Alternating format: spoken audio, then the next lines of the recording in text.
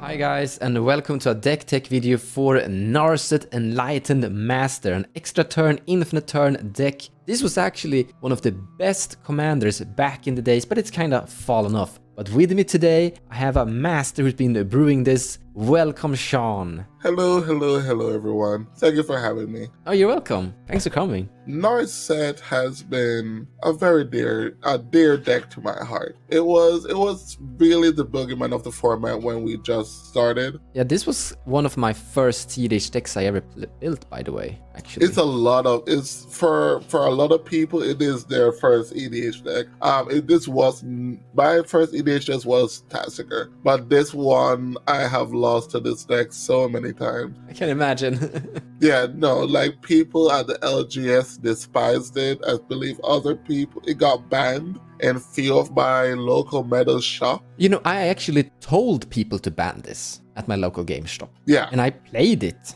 You either loved it or it was a very toxic thing, because it was like the whole idea of EDH was everybody got to play Magic.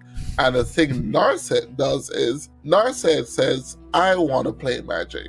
So it's like, I want to sit here and play all my extra turns, and you're going to sit and watch me play my extra turns. And then I might not get to a win, but I will be taking more extra turns. So you'll be just there, durdling for a good 20 minutes until you finally get a win. And that just, people really had a bad taste about it. I used to enjoy it because I was like, it's a challenge. So when a friend of mine built this, I played Sacrifice Tribal. So Fleshback Marauder, Merciless Executioner, anything that says when a creature enters, you sacrifice it. Grave Pact. So that was my deck against Narset, because Narset was so commander-centric, it could have played without it. When I went back to Narset, in the meta it was, Dockside just got printed. Yeah. And there was no board wipes. Everybody was, I think medium green was the strong deck at the time. And I was like, nobody's on board wipes. How can I punish the meta for not playing board wipes?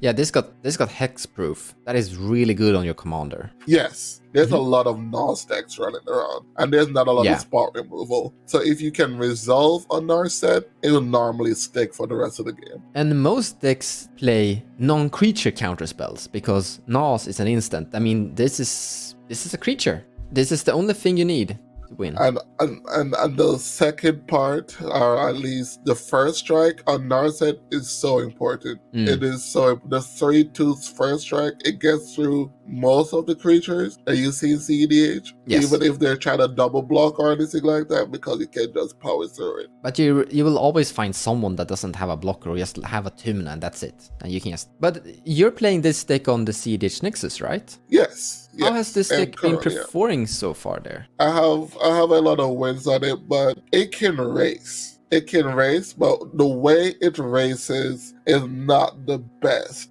This deck, surprisingly, with the printing of June Lotus, you can have a lot of turn 1, turn 2 Narsets. But it comes at the price of having no cards in hand. Yeah. Because a lot of the times you're looking at June Lotus LED and some form of land drop, or just free a bunch of rocks. So this deck also feeds Docksides. So if you're looking for a deck that doesn't feed into Dockside, Narset is not what you want to do. Yeah, Dockside is kind of key in this meta, so I can see that. How I built it to fight against this meta, I have a lot of people who call them niche cards, but it's how I fight against the NOS decks. I have a lot of control pieces. Some weird cards you could see is the Karn, the 4-drop Karn, which is a null effect, but for my opponents. There's also like a Grafdigger's Cage in here, and some more other control effects. I would like to point out to everyone who's watching, Narset actually goes through Grafdigger's Cage, because the cards go to exile, and they are casted from exile. They are not casted from the top of the library. That is true. It is not like Elsha. That is a very good point. It does stop some of your extra combats that I'm playing. Ah, yeah, these two. It does stop those, but if you don't have it, I think the all-star card for me is Waves of Aggression because of the retrace. Yeah. As long as you're not, so if you're not doing anything, you can just sandbag your lands. Because normally, Narset in play, you don't need land drops. So you can just sandbag your lands and try to keep getting there, if that's your case. I consistently could say turn 3 wins with Narset a lot. You can play the slower game and the control game if you want to, but it's really pod dependent. I would not play this deck in a control meta. Yeah. You would not have fun with it in a control meta. I think Narset is very similar to like Godo. You just need to cast it and get your Narset in play, and if you attack, you kind of win. You win from the command zone. Exactly. And that is scary. That has to be respected. And I do like to downplay the fact of when someone says like, oh, he has a Narset, he's a threat. I also like to say that, no, I'm not the threat. You know, the person after me will win. I'm a deck of luck. I don't know what the top 4 cards are. Honestly, that is a very hard sell argument because Narset win chance is really good from just one attack. Exactly. And they were like, no, you're a 1-attack win deck. I'm like, no, I have flipped 4 lands off Narset before. Yeah, it can happen. It can happen. It can happen. I think Narset have seen a few upgrades because they are like the Jeweled Lotus is a great card for Narset. Great card, very good. An amazing card. But we also have Dockside Extortionist. That didn't exist back in the days. That did not. No, it didn't. Maybe all you need is just Dockside. 2 lands and Dockside, and you could get Narset turn 2. You could get Narset turn 2, correct? No, you can keep really greedy hands because the meta is so greedy right now. You can just say, oh, can I just keep Dockside and a Haste Enabler and nothing else? Yeah, I can. All right, let's go for it. Those are your only 2 creatures in your deck, by the way. Simian Spirit Guide. That is. Yeah, there are no other you kind of thought about, wanted to include? So when I first started Narset, I played like Grand Abolisher. I played some creatures like Torch Courier and all of that. But the thing that I found out with it is if I don't have them in my opener, they're bad because I can't cast them with Narset. So I went with the other effect. I went with cards that give me the same effect as the creature. So a Grand Abolisher for me was my Conqueror's Flail. Oh. It can be cast off Narset, it can be equipped, and I don't have to worry about exiling it. And I went with more Haste Enablers other than the creature Haste Enablers. So the creatures I would play, I just change them for actual non-creature spells. Yeah, you are not playing the Freeze Breach combo, even though you actually have Lionside Diamond inside this deck. The reason I am not on Underworld Breach is I tested it and I thought it was mediocre. And that's really saying something to say Underworld Breach is mediocre because it's not. So what I tested it was like, what am I buying back from my graveyard? And it would be extra turn spells. And I'm like, but these cost 5. So what am I doing with Brain Freeze? I'm like, oh, I'm gonna mill myself. I guess we could mill other people as they win con and then pass the turn. But I didn't think it was given the old school Narset the way it's supposed to be. I don't think Breach was. I was trying to make Narset proud in its old golden times. And I don't think Underworld Breach was the way to do it. I like that reasoning. I mean, we could say I'm wrong, but that is what I'm gonna stick with. No, I think the game plan with Narset is pretty clean. Get Narset in play, use the rituals we have, attack, get card drop, cast extra turn spells, keep going. Keep going. Yeah, we don't want to pivot to, okay, here's an Underworld Bridge and flip off Narset. Okay, now how are we gonna get the other 2 pieces? We're not in black, we don't tutor well. We play gamble, personal tutor, and long-term plans. I'm not even on long-term plans. Yeah, usually when you play this combo, you need some good tutors. Actually. Yes, because you are assembling 3 cards. And I'm not on intuition. I think like Underworld Breach comes with other cards. I'm already on line side, I'm already on inline tutor, but I'm like, then I have to play intuition, and I'm like, intuition could just be another extra turn spell. I'm like, I don't know. Here's the thing too with Narset is that you don't need tutors. You just need rituals and haste, and that's it. And that's it. Yeah. So what do you think is this deck's strengths? so to say? What has this deck going for it in this meta? If the meta is greedy and the meta doesn't respect other people, what other people are playing, I believe greed is the key word for Narset. If you're not a greedy person, if that's not your play style, you can play Narset. We do have a Narset Discord, will be in the link below.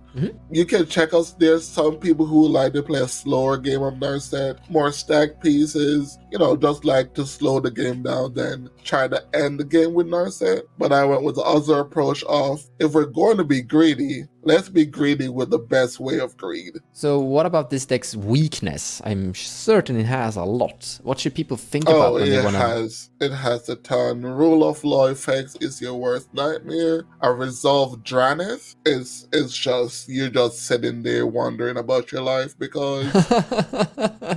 So with Draneth on board, Narset doesn't work. I have people who have consistently just tutored Draneth against me. I can see that as a working strategy. Yeah, Taxid effect doesn't work that well with Narset. Nah, you usually have the mana. And you usually build up mana, build extra land drops. Build up mana, correct. They normally only work with if I cast Narset the same turn and attack, because I'm normally tapped out. Yes. But if you just go Narset pass and hope to get another turn, the taxing effect is irrelevant. But the two pieces Narset falls to is Rule of Law effects, any form of Rule of Law effects, and Draneth. I believe those are the two strong pieces. Or any form of like hard control deck, like that's playing more than the regular 8 counter spells. My weakness is with Narset when I play it. I can see that. How does game looks like when you're winning? Or how does games look like when you're losing? Can you see a pattern in those things? So yeah, I can normally see a pattern in those games. The games that I'm winning is normally when someone doesn't respect what Narset does. It's like when I sit at the table and someone's like, oh, that's Narset, that's niche, I don't have to worry about what you're doing. Another thing is when people are greedy and don't want to use their interaction because they're like, oh no, that's one extra turn spell, I'm fine, pass. That's not a problem anymore. And then if you flip 2 extra turn spells at the same time with a counter spell in the pile, they're like, oh, then my one piece of interaction doesn't work. Well, when I normally lose the game is when it's a team effort, meaning people I won't say over-assess, but they come up with a plan to slow me down and then progress their board after, instead of progressing their board and try to maintain control what I'm doing, but instead they're like completely stop. Main focus is let's not lose to Narset, and then when that happens, then they progress the game plan. So it's more like, it almost reminds me of when Flash was a thing. Yes, I can see that. So it's like, yeah, it was like, oh, this Gravedigger's Cage hinders what I'm trying to do. But because I don't have an answer for what the Flash Hulk player assembled, and we know he assembled it by what he tutored, then we need to let this resolve. So it's kind of like that kind of game. Like there will be a storm deck at the table and someone says, we need this Rule of Law on the table. And he was like, I can't play through a Rule of Law. And they were like, okay, can you deal with Narset? If the answer is no, then we need this Rule of Law. So it's more like a conversation with the table is normally where I have that problem with. Very few people are doing that, I think. It's lost. I don't know what happened. I don't know why people stopped doing that. I believe like the new influx of players who came to cEDH, I think a lot of people are seeing more of the greedier plays of let me core vault, like Treasure Storm core vault. Like I see a lot of people play that deck, and when I see they play the deck, they don't care about if there's a Rhystic Study or a Mystic Remoring play. They will force you to have that interaction. Like they don't care how many cards you draw. So it's kind of that thing. Is more my game plan is important, and I'm gonna counterspell the Rule of Law even though there's a Narset. that mentality. Yeah, exactly. So it's just like when everyone, I want to say, is on the same page and everyone knows, I don't want to say know what they're doing because that sounds rude, but at the same time, that's what it is. If everyone knows what they're doing and they understand the threat at the table and the threat assessment, that is when I normally fold to it. What do you think about this card? Old staple inside the Narset, and I have noticed that you play this one in your deck too. Armageddon. Yes. Armageddon. It could be considered niche because this cEDH is not played off land drops like how EDH is.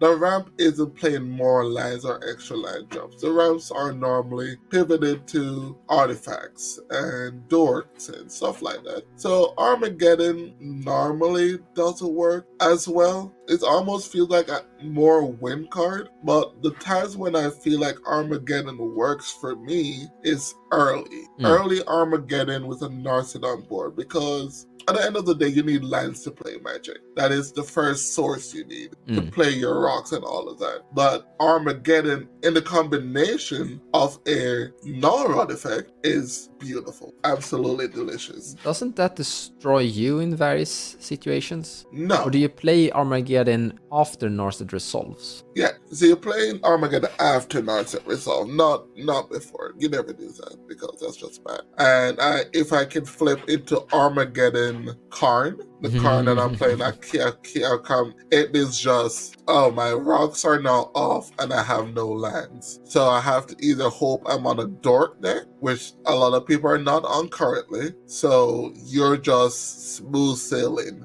after that. So Armageddon is like more of a 1-2 punch versus a 1-punch knockout. Is how I would look at it. It's a combination of A and B. I have a small feeling it feels like a win more card. It is a win more card, correct. It could definitely be changed for an extra turn spell. It could be an interaction spell. I don't know. I guess I'm just sentimental at best, and I'm like, Narset plays Armageddon. It plays one land destruction card, at least one. So I guess I should have went with Optimize versus nostalgic, but I went with nostalgic on some of my card choices. I won't blame you for that. You're also playing this thing, and this is also a nostalgic card for Narset, I think. Yes.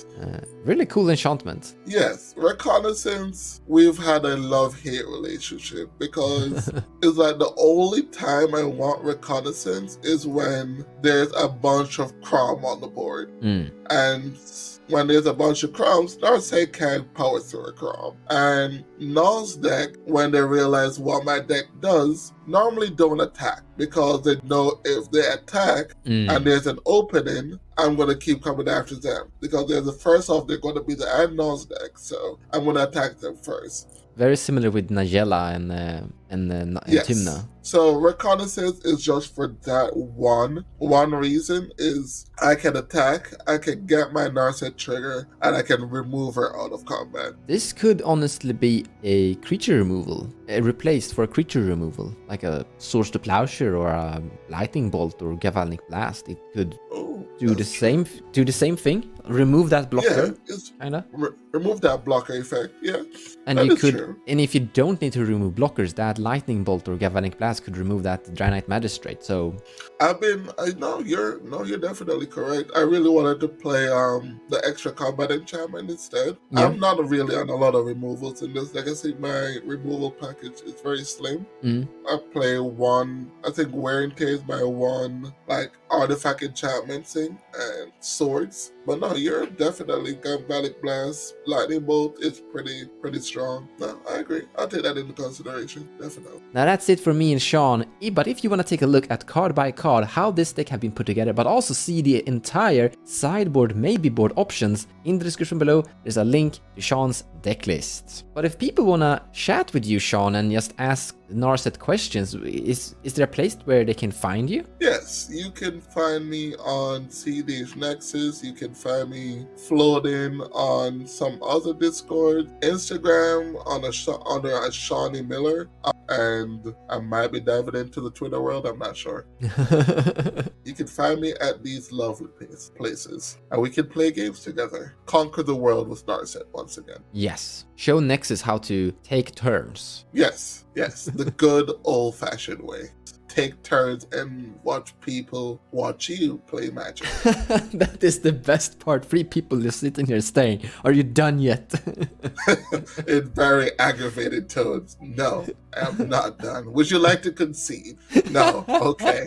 Let's continue. Okay, let's continue. Yeah, this is is truly the most evil deck to play versus people.